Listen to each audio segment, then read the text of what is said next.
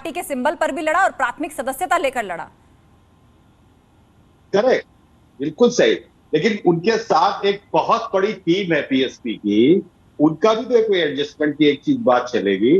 माननीय शिवपाल जी एक पार्टी के पुराने मजबूत साथी रहे हैं, बाद में अलग हुए, लेकिन उन्होंने जरूरत को समझा तो वो साथ में भी आए।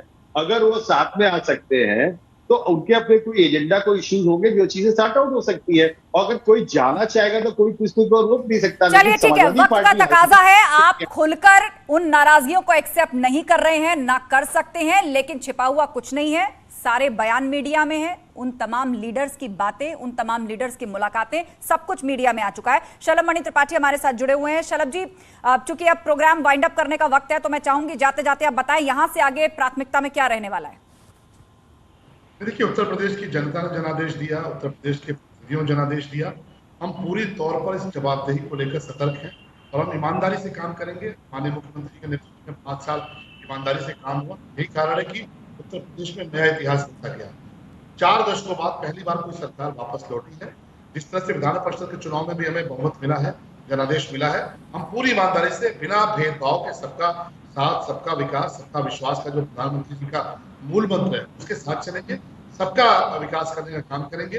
और निश्चित तौर पे जो उत्तर प्रदेश की जनता ने देखा है कि नकारात्मक विपक्ष है, मुझे नहीं लगता कि आने वाले आगे के चुनाव में भी, आगे के वक्त में भी तो कोई अवसर मिलने वाला है। रतन मणिलाल जी, आपके क्लोजिंग रिमार्क, फिलहाल समाजवादी पार्टी की परिस्थिति को आप कैसे देख रहे हैं? अंदर ही अंदर अपने भीतर घात से भी निपट रही है, जनता के बीच में जो मुद्दे ले जा रही है, एक एक करके चुनाव हार रही है और फिर भी उस परिस्थिति को एक्सेप्ट करने को तैयार नहीं है। पिक्चर ये बाहर प्रेजेंट की जा रही है कि सब कुछ ठीक है, हम मजबूत विपक्ष है, 2024-2027 में हम ही जीतेंगे, हमारा वोट शेयर बढ़ा है, हमारी सीटें बढ़ी हैं। क्या ये काफी है?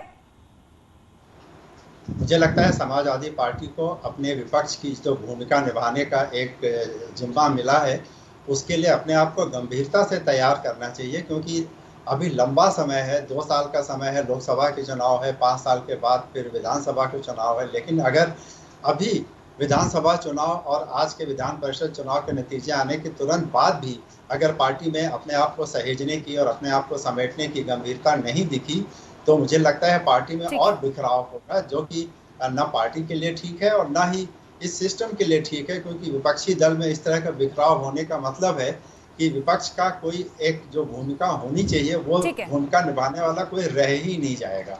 तो मुझे लगता है समाजवादी पार्टी को इस समय बहुत ही गंभीरता से अपनी भूमिका को लेकर चिंतन करना चाहिए और अपने जो भी फैक्टर्स हैं उनको संभालने की कोशिश करनी चाहिए। आप सभी मेहमानों का बहुत शुक्रिया इस चर्चा में शामिल होने के लिए। तो आज विधान परिषद के चुनावों के बाद भाजपा और मजबूत स्थिति में आ गई है। विधानसभा में भी उसके पास बहुमत है और विधान परिषद में भी उसके पास अब बहुमत जैसी स्थिति आ चुकी है। और कहा जा रहा है कि आजादी के बाद यानी कि 40 साल बाद ये इतिहास बना है, एक बार फिर से ऐसी तस्वीर निकल के सामने आई है। बहरहाल अब सरकार की जवाबदेही और मजबूत हो जाएगी जनता के प्रति, किसी तरह की कोई पेचीदगी रह नहीं गई।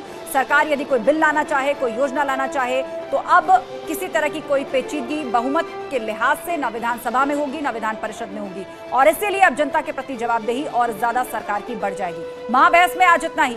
खबरों का सिलसिला जारी है, आप जुड़े रहिए हमारे साथ।